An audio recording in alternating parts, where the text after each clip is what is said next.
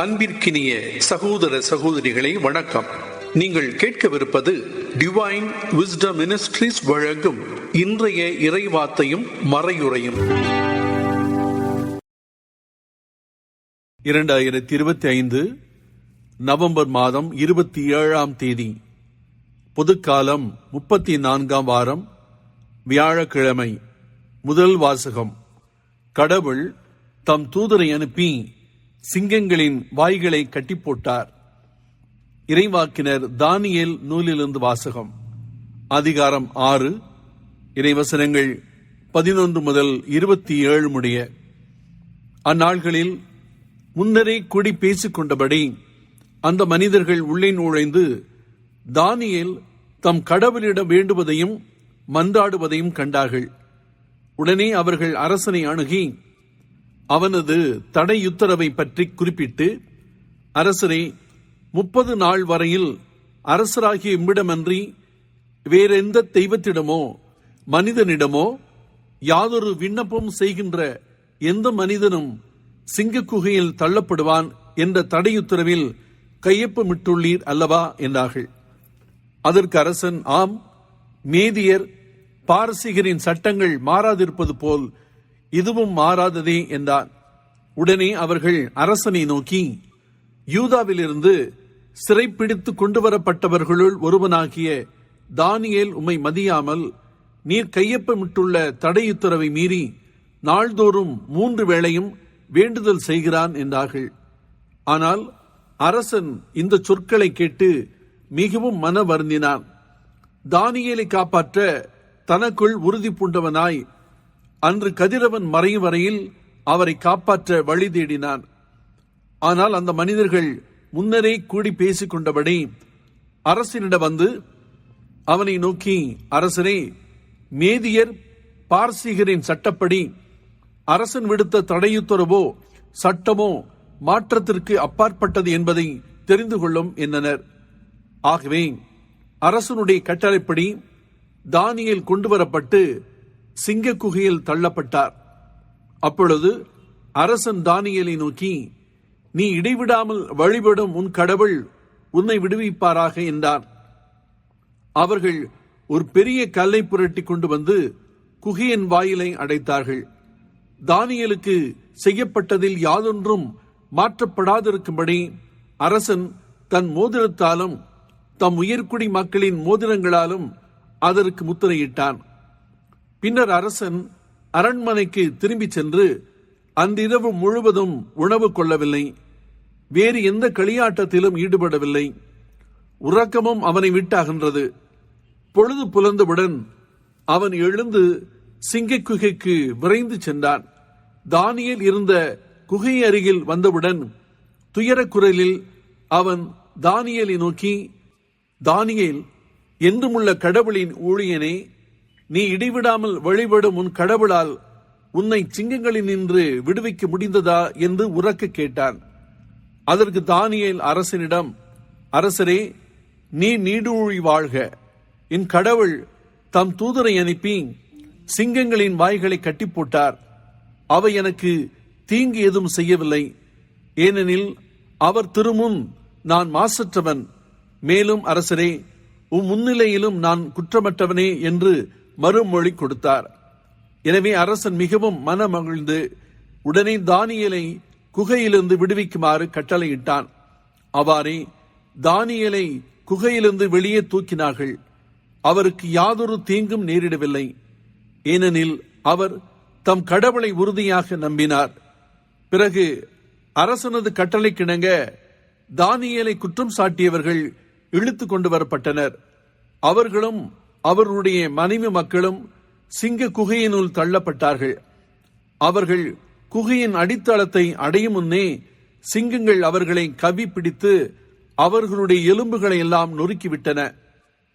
அப்பொழுது தாரியு அரசன் நாடெங்கு வாழ்ந்து வந்த எல்லா இனத்தவருக்கும் நாட்டினருக்கும் மொழியினருக்கும் ஓர் அறிக்கை விடுத்தான். உங்களுக்கு மிகுந்த சமாதானம் உண்டாவதாக. என் ஆட்சிக்குட்பட்ட நாடு முழுவதும் உள்ள மக்கள் தானியேலின் கடவுளுக்கு அஞ்சி நடுங்க வேண்டும். இது என் ஆணை. ஏனெனில் அவரே வாழும் கடவுள், அவர் என்றென்றும் நிலைத்திருக்கின்றார். அவரது ஆட்சி என்றும் அழிவற்றது. அவரது அரசுரிமைக்கு முடிவே இராது. தானியேலை சிங்கங்களின் பிடியினின்று காப்பாற்றியவர் அவரே.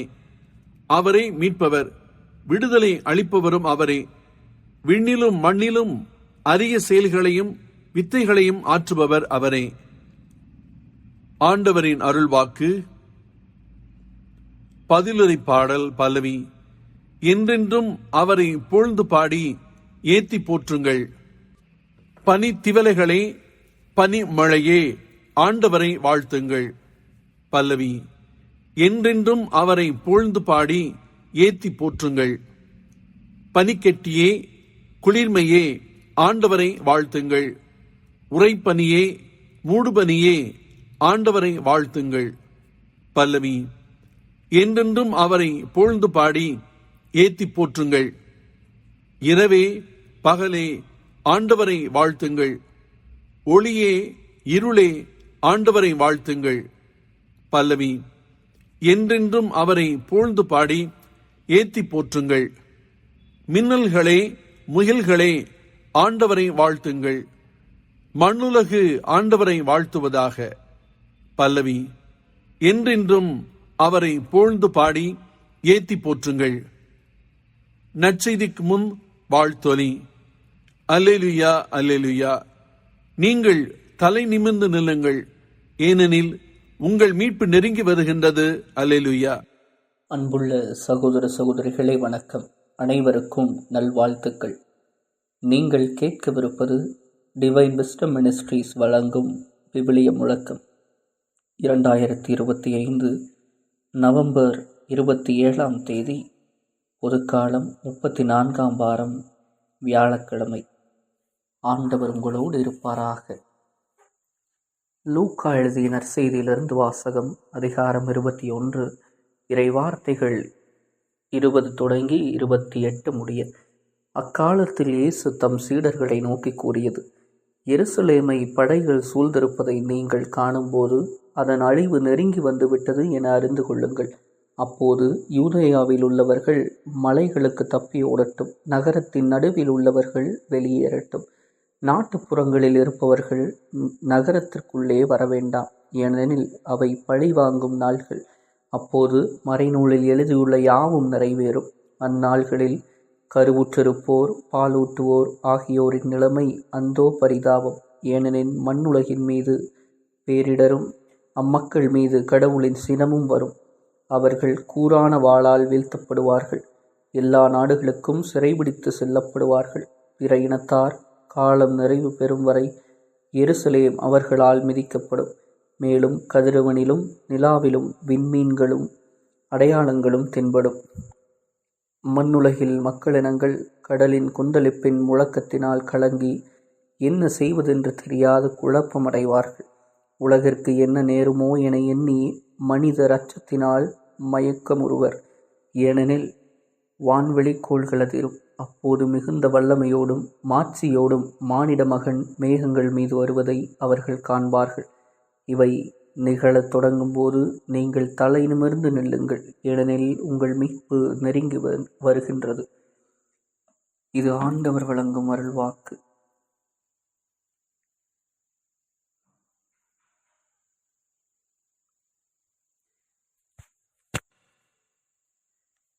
இறை இயேசு கிறிஸ்துவில் பிரியமான எனதருமை அன்பு உறவுகளே, அன்பு சகோதர சகோதரிகளே, இன்றைய நற்செய்தியில் இயேசு எருசலேமின் அழிவை பற்றி, அதற்கு பிறகு வரும் உலகளாவிய கலக்கங்களை பற்றி, இறுதியில் மானிட மகனின் மகிமையையும் வருகையையும் பற்றி பேசுகிறார். இது அச்சுறுத்தும் செய்தி அல்ல, விழிப்புணர்வும் நம்பிக்கையும் தரும் செய்தி. அவர் முதலில் சொல்வது, எருசலேமை படைகள் சூழ்ந்திருப்பதை நீங்கள் காணும்போது அதன் அழிவு நெருங்கி வந்துவிட்டது என அறிந்து கொள்ளுங்கள். அற்புதமாக தோன்றிய கோவில், அழியாதது போலிருந்த அந்த நகரம் மனிதரின் கணக்கில் பாதுகாப்பானது போல இருந்தது. இவை அனைத்தும் ஒரு நாள் இடிந்துவிடும். நிலையானது என்று நாம் நம்புகிற இந்த உலகில் எதுவும் நிலையில்லை என்பதை இயேசு நமக்கு நினைவூட்டுகிறார்.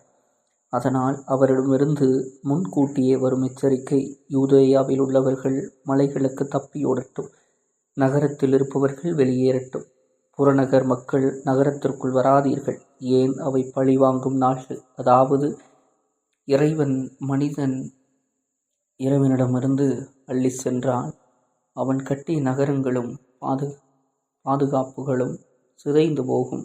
அவை பாவத்தின் விளைவே அழிவு என்று நமக்கு கற்பிக்கின்றார்.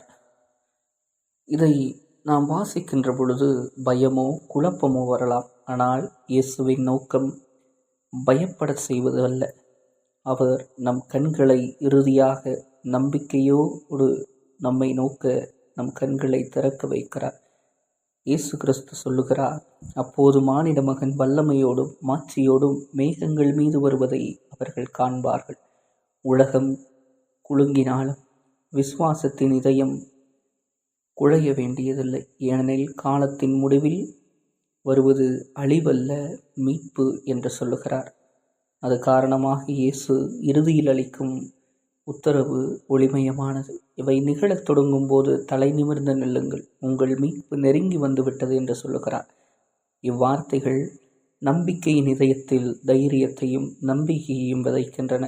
உலகம் இருண்டாலும், பிரச்சனைகள் பெருகினாலும், நாடுகள் அதிர்ந்தாலும் நாம் அன்பாக காத்திருக்கும் கிறிஸ்துவ பிள்ளைகளாக வாழ வேண்டும் என்று நமக்கு அழைப்பு விடுக்கிறார். இன்றைய வாசகம் நமக்கு 3 உண்மைகளை நினைவூட்டுகிறது. உலகியலான உறுதிகள் இடிந்து போகும், ஆண்டவரின் வார்த்தை மட்டுமே நிலையானது என்று சொல்லுகிறார். 2வது, துன்பங்கள் பயத்தை உருவாக்க அல்ல, அவை விழிப்புணர்வை உருவாக்கவே வரும் என்று 2வதாக சொல்லுகிறார்.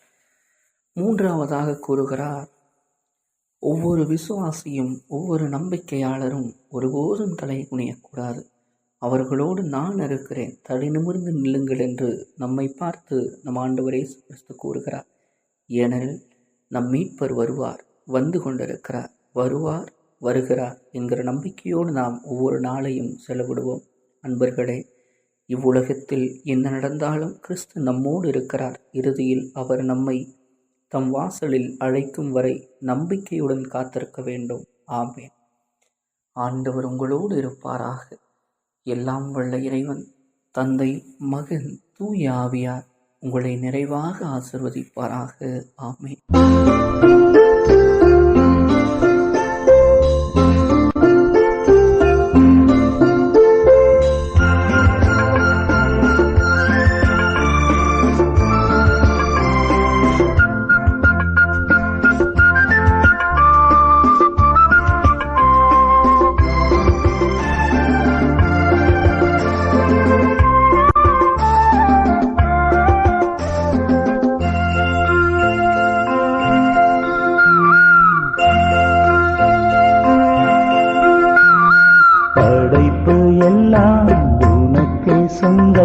நானும் உந்தன் கைவண்ணம், குயில்கள் பாடும் கிளிகள் பேசும் என் வாழ்வு இசைக்கும் ராகமே.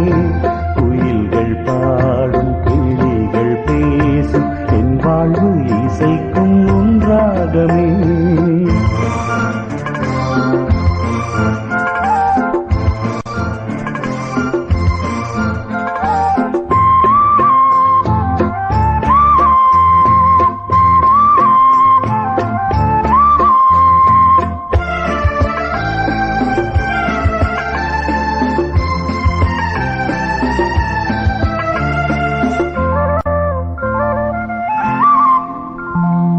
இயற்கை உனது ஓவியம், இணையில்லாத காவியம்.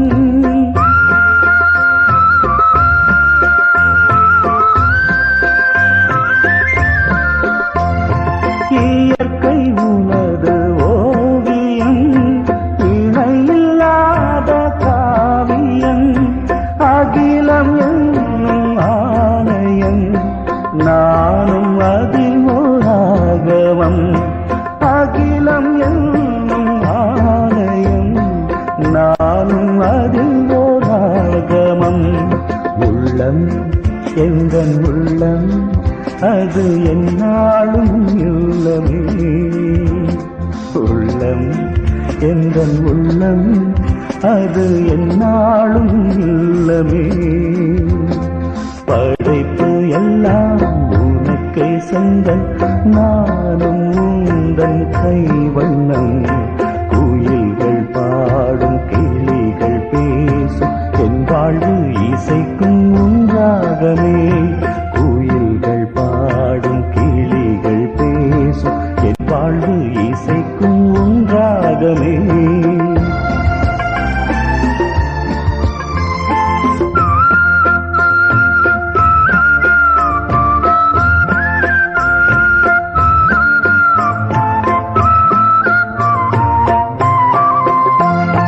இதயம் என்னும் வீணையில் அன்பை மீட்டும் வேளையில்